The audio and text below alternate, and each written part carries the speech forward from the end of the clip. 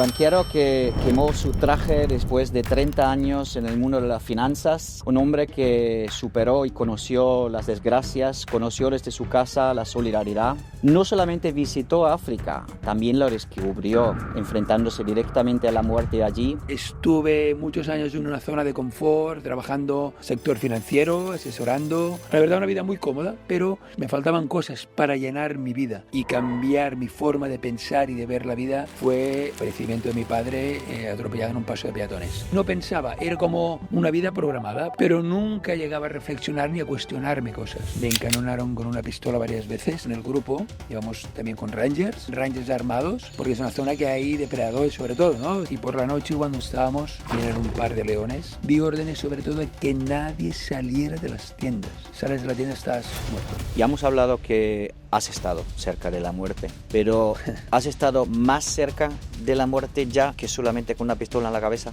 En un sitio, en una habitación, el compañero de al lado fallece. Hay que ser conscientes, la malaria mata a 800.000 personas al año. Me llevaron a un hospital a la capital. Estabas grave. Que se deje de cosas banales, quítate los líos de encima, quítate las cosas banales de encima, cambia tus prioridades. No todo es la parte de consumo, no todo es la parte económica. El banquero que quemó su traje después de 30 años en el mundo de las finanzas, un hombre que superó y conoció las desgracias, conoció desde su casa la solidaridad, no solamente visitó África, también lo descubrió, enfrentándose directamente a la muerte allí. Hoy tenemos un viajero muy especial con nosotros, Jordi Monravà. Bienvenido a nuestro legado de Titanes y muchas gracias por estar con nosotros. Bueno, primero agradeceros darme esta oportunidad de estar aquí y poder contar la historia de mi vida. Jordi Monravà, como ya dice el nombre, tiene sangre austríaca. Bueno, yo no he investigado los orígenes, pero seguro que algo hay de allí. Yo creo que todos venimos de un tronco común, ¿no? De los primeros homínidos, seguro que habrá algo de ello. ¿Quién es Jordi? Bueno, Jordi del pasado y del presente hay un cambio muy grande y Jordi es un viajero, aventurero y que te quiere traer a África, que conozcas la realidad de lo que es la África real. ¿De dónde eres? ¿Qué tienes que ver tú con África? ¿De dónde eres? Cuéntame. Bueno, yo nací en un pueblito en la montaña, cerca de Barcelona, al norte, y bueno, siempre he tenido pasión para aprender, para viajar, para conocer. Sí que es verdad que estuve muchos años en una zona de confort, trabajando sector financiero, asesorando, una zona, vamos a decir, con una vida programada, ¿no? También tenía algún negocio familiar que me iba muy bien y la verdad una vida muy cómoda, muy sencilla, pero me faltaban me faltaban cosas para llenar mi vida. Y hubo unos momentos claves en mi vida que realmente fue la espoleta para que yo cambiara y bueno, es lo que ahora dedico a mi vida intensamente y con pasión y con una ilusión inmensa, tremenda. ¿Qué te hizo quemar tu traje del mundo del banquero, de las finanzas, de los sistemas?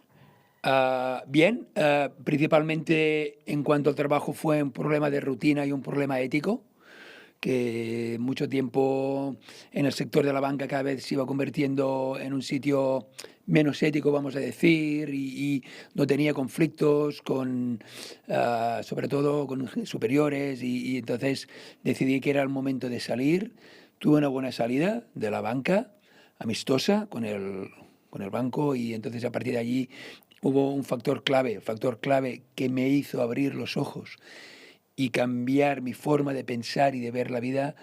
Fue el fallecimiento de mi padre atropellado en un paso de peatones. En un paso de peatones iba a visitarse al hospital y allí murió atropellado. Entonces, esto me cambió la vida. Me cambió la vida y me cambió... ¿Cómo te afectó? Bueno, me afectó porque yo buscaba una respuesta del por qué puede pasar estas cosas. Y no la encontré y me he dado cuenta que no existe una respuesta del por qué. Le puedes llamar destino, le puedes llamar Dios, Alá, lo que sea, pero no hay una respuesta en esto. Entonces me di cuenta de que la vida, tú puedes vivir muchos años, pero tú puedes decidir cómo vivirla. Entonces ahí yo cambié la mentalidad.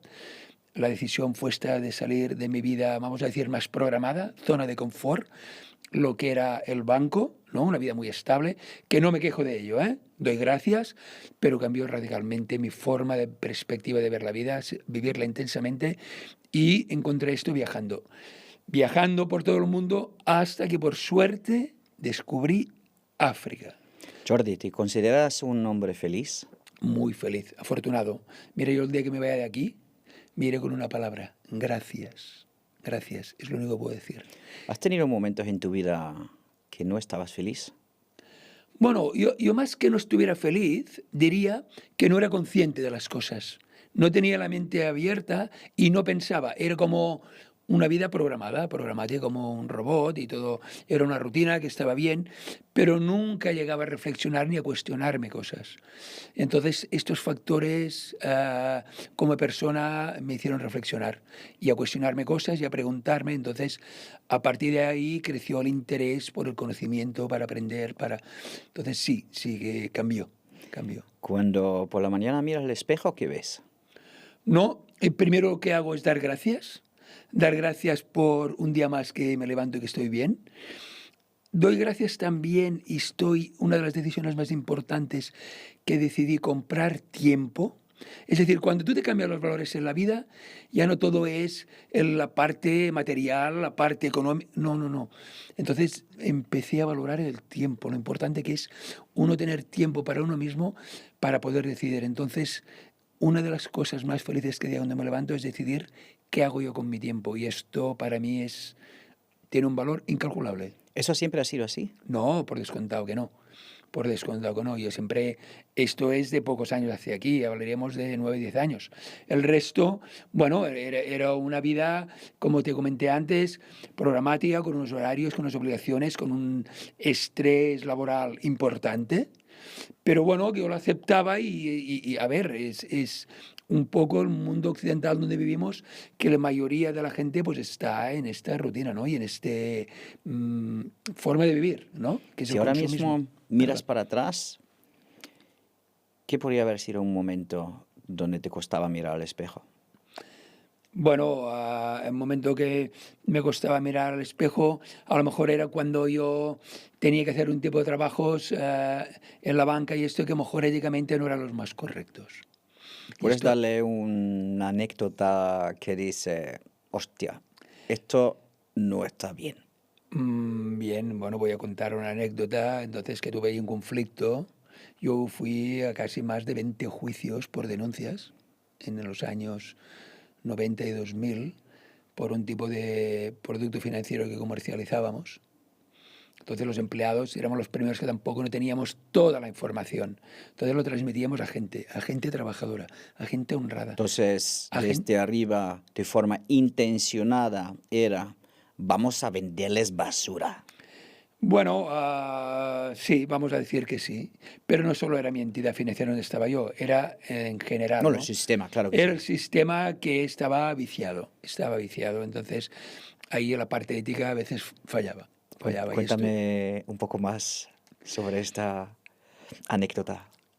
Bueno, bueno, te voy a contar una que tengo muy presente, era que mm, comercializar, por ejemplo, un seguro de vida a personas que no tenían el perfil, a personas que no tenían el conocimiento, a personas que no sabían de qué les hablabas, solo para no salir en un ranking como un mal empleado y cada día, bueno, pues reportar cada día lo que vendías, lo que hacías. Entonces, todo esto a mí me generaba un conflicto ético. Ético. No siempre ha sido así, ¿eh? Tengo que decir. Los primeros años, cuando era una caja de ahorros, yo trabajaba muy a gusto, de proximidad, teníamos una obra social que ayudábamos a la gente, nos identificábamos, pero esto se fue viciando, se fue viciando. ¿Cómo te acuestas por la noche entonces, en esta época? Bueno, lo más importante en la vida que he aprendido yo es con la conciencia tranquila. Esto para mí yo no creo que haya otro objetivo. Tú puedes hacer lo que quieras en la vida, puedes de trabajar lo que quieras, pero si tú cada día te vas a dormir con la conciencia tranquila y duermes en la almohada tranquilo, yo creo que es el objetivo, el objetivo. Si tú consigues tu forma de ser así, estate tranquilo. ¿Alguna vez en la vida has tenido miedo? Sí que he tenido miedo, he pasado miedo en diferentes Alguna vez, bueno, he tenido la mala suerte que cuando estaba trabajando, pues me encanonaron con una pistola varias veces. Entonces, quieras o no, ¿Qué se siente por primera vez? bueno, yo me sorprendí la forma de reaccionar, que ni grité, ni me alteré, ni nada. Entonces me calmé, entonces intenté transmitir tranquilidad a la persona que me estaba apuntando. Intenté transmitirle tranquilidad. Dije, ¿Qué campo energético sentías transmitido de esta persona? bueno, lo que le veía una agresividad, veía fuera de sí, fuera de control, que en cualquier momento podía cometer una atrocidad. Me transmitió esto, pero gente fue fuera de control, gente que, no sé si estarían bajo el efecto de alguna droga o algo, pero que actuaban y además eran atracos muy rápidos, muy intensos, de mucha amenaza, ¿no? Entonces, ¿Violencia? sí, violencia verbal, no sé, en mi caso no se llegó a violencia física, pero violencia verbal, de gritos, de volar cosas por allí, de oficina, entonces esto es un... Y otra vez que pasé miedo, pero ya es otro extremo, fue una vez en África, con un grupo de gente que estábamos siguiendo unos animales, sobre todo jirafas muy pacíficas, no tienen ningún tipo de agresividad frente al hombre, ¿no? Pero sin darnos cuenta, con el grupo, íbamos también con rangers siempre van armados. No Chuck Norris. No. Yo creo que Chuck Norris no creo que hubiera podido con la amenaza que teníamos. Entonces, teníamos detrás una manada de búfalos cafre, que son muy territoriales y muy agresivos. Pesan una tonelada, son unas bestias. Y entonces ellos nos olieron como seres o como que estamos invadiendo su territorio y nos estaban siguiendo, pero nosotros estábamos distraídos observando, filmando las jirafas. Entonces tuvimos que hacer un movimiento con los rangers, caminando despacio, sin alterar y alejarnos, ¿no? Entonces ahí, no por mí, sentí un poco de miedo. Y otra anécdota que me pasó este verano pasado también fue en un campamento, en medio de la selva, por la noche. Normalmente cuando estamos acampados vienen rangers armados, porque es una zona que hay depredadores sobre todo, ¿no? Sí, sobre todo manadas de leones, leonas, hienas. Y por la noche cuando estábamos, no sé si eran las 4 de la madrugada, vienen un par de leones machos y empezaron a maullar ahí, a gritar, ¿no? Entonces se estaban moviendo por el campamento, los teníamos a metros. Entonces yo sufría por la gente que iba. Entonces di órdenes sobre todo de que nadie saliera de las tiendas. Sales de la tienda, estás muerto, literal. El león ve una cosa que se mueve y esto y... Pero él sabe que estás dentro de la tienda. Sí, pero nunca va a entrar, porque ve una pieza que no le interesa. Él ve una cosa Pero él uniforme. huele, escucha, Sí, está pero consciente. no somos su objetivo. ¿Qué Porque, es su objetivo? no, porque no está acostumbrado a carne humana. Pero si ve algo en movimiento fuera de la tienda, que mucha gente sale al baño, Presa. presa, movimiento, presa, ¿eso qué es? Curiosidad, se acerca. Entonces allí sufrí mucho por la gente, porque hubiera podido haber pasado alguna desgracia. ¿Cómo ha pasado? ¿Cómo ha pasado? ¿Descuartizaron a alguien? No ha pasado en mis No grupos. cuando tú estabas ahí No, en este pero momento. sí, ha habido ha habido ataques de leones a personas, ha habido. ¿Todavía lo están contando o ya no? No, hay gente Que ya no lo cuenta. que ya no lo cuenta. Por negligencias también, ¿eh? Un león no es un gato, ¿eh? O un elefante no es una mascota, ¿eh? Esto hay que estar muy atento. Hay una serie de normas cuando estamos trabajando y estamos viajando en sabanas, selvas, bosques tropicales. Hay una normativa a respetar y normalmente es seguro, normalmente. Si miras para atrás, Jordi, ¿hubo una época que solamente sentías dolor? Bueno, no, la palabra dolor, sí, bueno, sobre todo el episodio que te he comentado, que es la falta de mi padre, esto fue una época muy dura. ¿Dónde sentiste ese dolor? Bueno, que me levantaba pues llorando, tenía ganas de llorar solo, me iba a la montaña a correr para desahogarme, pero siempre lo he intentado pasar solo. Este duelo lo intento pasar solo y al final aprendes, y esto es un consejo que yo daría a la gente cuando se va a alguien tan cercano y de una forma así, que aprende a disfrutar lo que te enseñó, lo que compartiste, lo que he compartido con mi padre, sobre todo viajes de montaña, era un montañero, que me enseñó, me hizo descubrir la montaña a mí. Entonces, yo a mí, lo que me llena a mí de lo que compartí con él, lo que aprendí en ese sentido, me calma, ¿no? Es como un agradecimiento, ¿no? De poder haber tenido la suerte, digo, qué suerte he tenido ya que te has ido, pero he podido contigo compartir esto. Y esto a mí me da una paz, una tranquilidad y un orgullo, también. Si miras para atrás, ¿qué tenías que perder para llegar hasta aquí? Bueno, aquí se dieron una serie de factores que lo primero que tiene que hacer era ver mi mente, ¿no? Porque yo creo que vivimos en el mundo occidental en que las preocupaciones, el trabajo, la vida cotidiana nos tiene encerrados como en un bucle. Nos cuesta pensar, nos cuesta cuestionar cosas, ir un poco contra el sistema, tener opiniones distintas. Esto nos cuesta. ¿Por qué? Porque nos tiene absorbidas, la vida nos tiene absorbidos. Ahora, con el teléfono, con móviles, con una serie de inputs que tenemos siempre, ya nos tienen como distraídos, ¿no? Nos tienen metidos. Entonces, yo sí que aconsejo es hacer momentos de reflexión, momentos de mirar hacia adentro de ti, qué realmente es la vida, ¿no? Y sigue aprendiendo una cosa que es muy importante, yo creo que es lo más importante, vivir el presente. Esto es básico, vivir el presente, uno, y segundo, otra cosa que yo he conseguido, que es intentar que cada día sea diferente.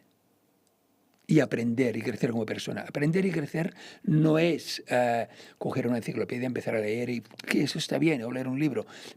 Es aprender escuchando una conversación con alguien, observando, viajando. Esto es crecer y aprender. Entonces, esto yo sí que aconsejaría a la gente que pueda, que se tome su tiempo, que piense en su interior y que como persona se abra, que intente salir de su vida diaria, rutinaria. Es difícil, ¿eh? Es difícil. Si mañana te quitan todo y deberías volver a empezar, ¿qué pasarías? No, bueno, quitarme, es decir, yo si tiene que volver a empezar, empezaría siempre para tener la mente abierta, explorar, crecer, intentaría salir de la vida rutinaria, un poco del sistema. ¿Ya no volverías a la banca con el traje? No podría, no. No podría, yo me vería enjaulado, porque una vez tú has comparado las dos formas de vivir, las dos formas de ser, las dos formas, no volvería. Bueno, si fuera necesidad para comer o para de vida o muerte, pues tendría que hacerlo, pero lo pasaría mal. No me veo 8 horas detrás de un cristal o donde sea.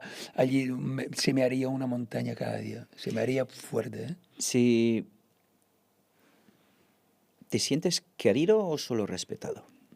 No, yo me siento querido, Yo siempre he dicho que en la vida lo más gratificante que me he experimentado desde este cambio que he hecho es dar sin esperar nada a cambio. Esto lo recomiendo a la gente. Estamos acostumbrados a un mundo materialista, ¿no? Doy, hago esto a cambio de... ¿Por qué? Porque voy a recibir... No. Si tú consigues en momentos puntuales intentar dar sin esperar nada a cambio, la gratificación que tú recibes, yo creo que es de las cosas que más te llenan, que más día a día te crean mayor satisfacción. Y yo esto lo he conseguido y lo estoy consiguiendo. ¿Qué significa para ti la palabra solidaridad? Bueno, solidaridad es, aparte de ayudar a los demás, es intentar mentalizar a la gente de que la solidaridad es un bien necesario, ¿no? Es un bien escaso en la sociedad. Sí que es verdad que hoy en día, en la zona donde estoy viviendo yo, por ejemplo, ahí en Cataluña hay movimientos solidarios, imagino, como la mayoría de lugares, ¿no? Entonces, pero yo creo que estos valores se tendrían que ya instaurar y hacer crecer a los niños en escuelas, en proyectos solidarios, en hacerlos crecer, en cómo ayudar a los demás, en hacerles ver la realidad, sacarlos de esta burbuja de sobreprotección, que a lo mejor hay demasiada sobreprotección a las nuevas generaciones, ¿no? Entonces, introducirles en la solidaridad, de compartir en los demás. Mira, te voy a contar una anécdota de solidaridad real que yo viví esto fue en octubre, en Madagascar, bajando el río Manambolo. El río Manambolo es un río, yo diría que al año de gente occidental no lo bajarán más de 50 personas. Es salvaje, está desconectado, no hay poblaciones, bueno, sí, hay poblaciones de indígenas.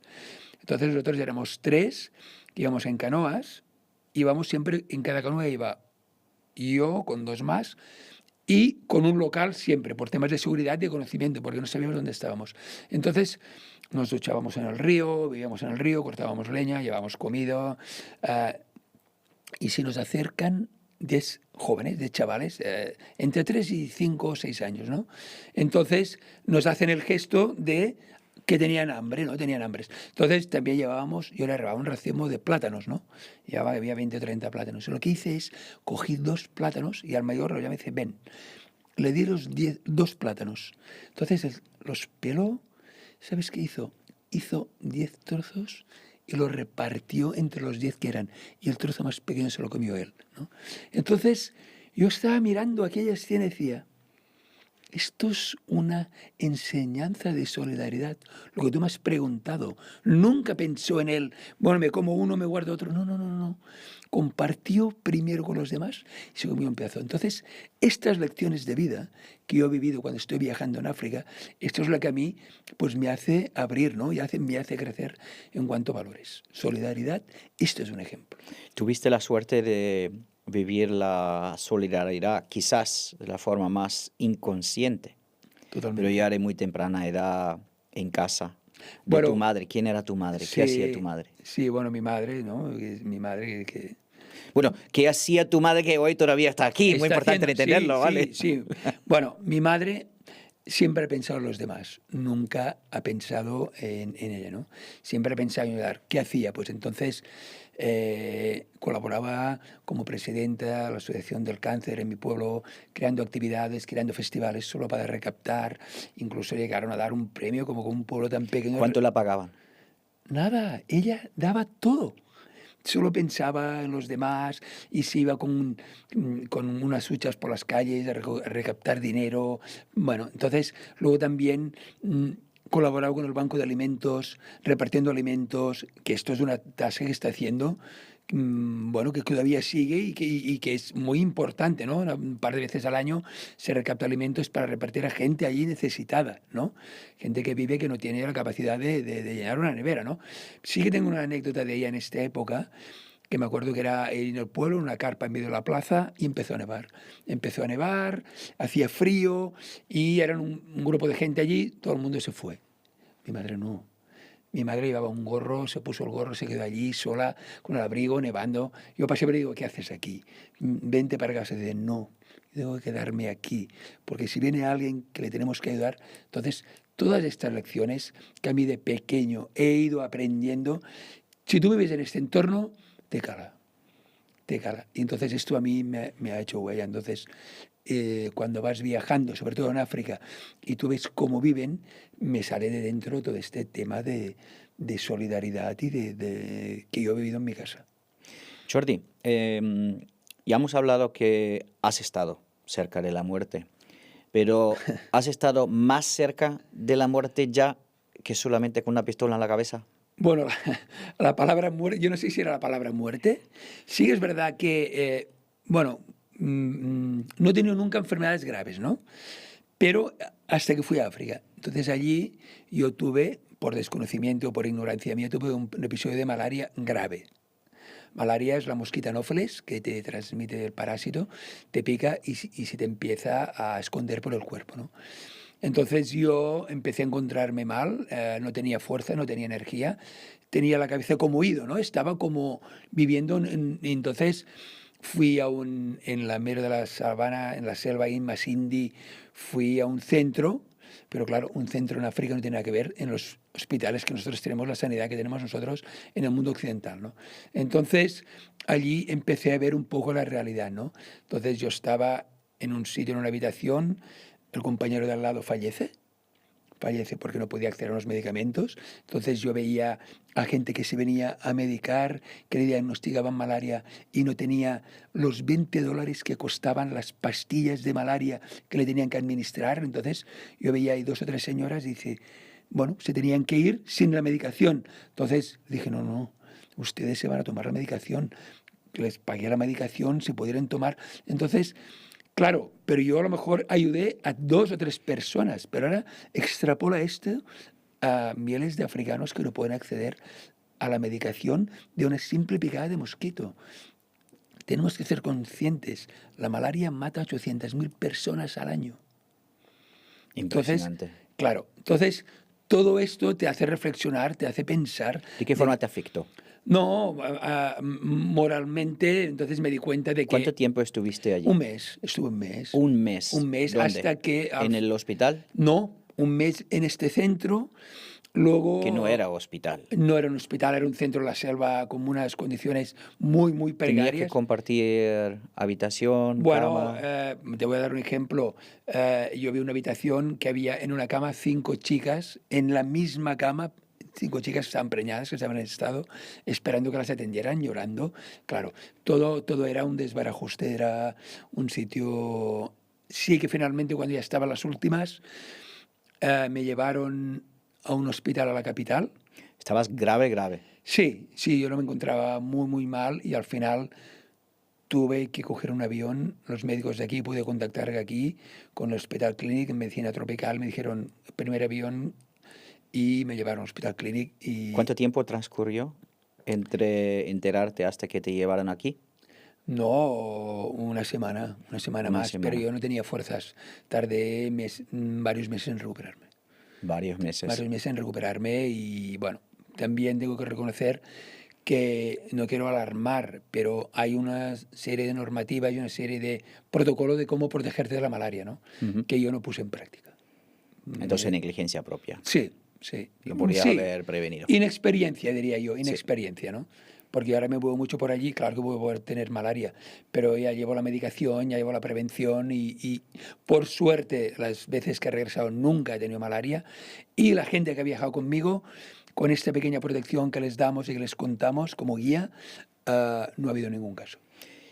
Jordi, las pulseras que llevas, aparte de mora, ¿qué significado tienen para ti? Bueno, aquí llevo las pulseras, sí, porque este año he estado viajando muchos y aquí hay 8 pulseras de los 8 países que he tenido suerte de poder viajar y cada una transmite una historia diferente.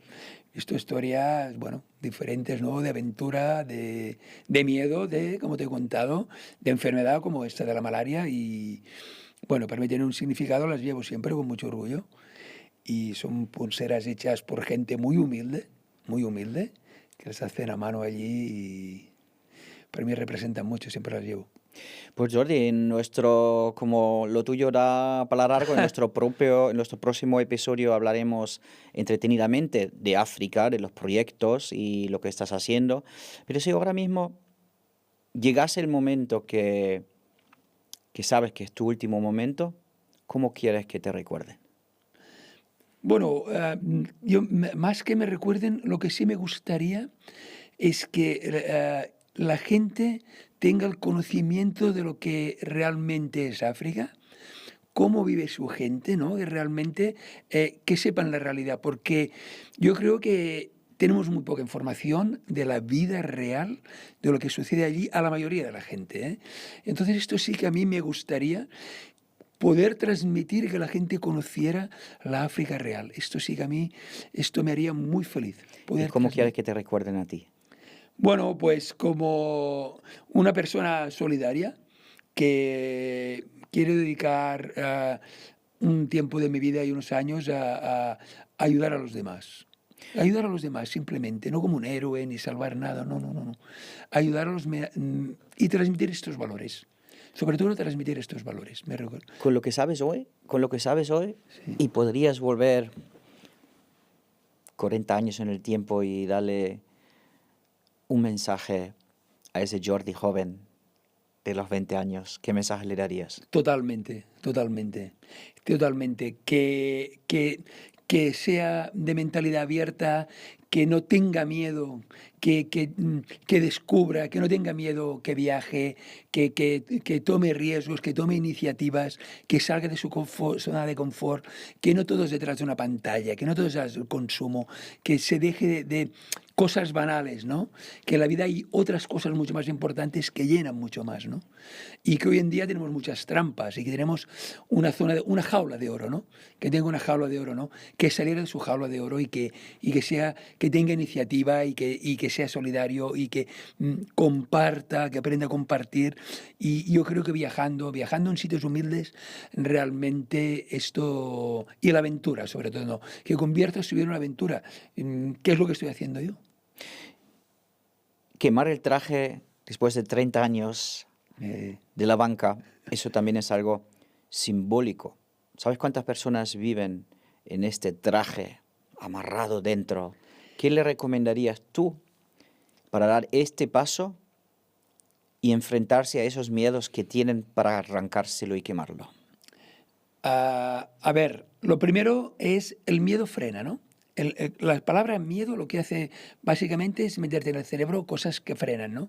Entonces hay que soltarse del medio. Eso es una balanza que hay que poner en una balanza y tomar las decisiones, las iniciativas. Sí que yo entiendo que la mayoría de gente, hay una cosa que yo le llamo cadenas, ¿no? Que nos atan. Cadenas que nos atan, como pueden ser emocionales, pueden ser económicas. Entonces, no todo el mundo tiene la capacidad, pero si realmente hay una esperanza, hay una luz, hay un pedazo que tú puedas agarrarte, cógelo, no lo dudes. Tu vida va a cambiar. Tu vida va a cambiar. Me ha encantado, Jordi. ¿Tienes algún mensaje que quieres dejar? Bueno, el mensaje que quiero dejar es que en la vida se vive una vez, vive el presente, disfrútalo y sobre todo, quítate los miedos de encima, quítate las cosas banales de encima, cambia tus prioridades. No todo es la parte de consumo, no todo es la parte económica. Hay cosas que te pueden llenar mucho más en la vida, de verdad, créeme. Pues mira, ya hemos llegado a la primera parte de nuestro banquero que está quemando su traje.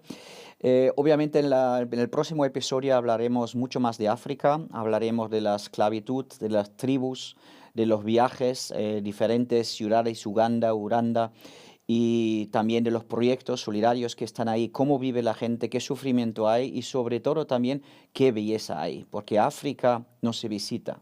África se descubre. Nos vemos en nuestro propio episodio y muchas gracias por haber estado aquí, Jordi Monrabá. Un placer, siempre es un placer.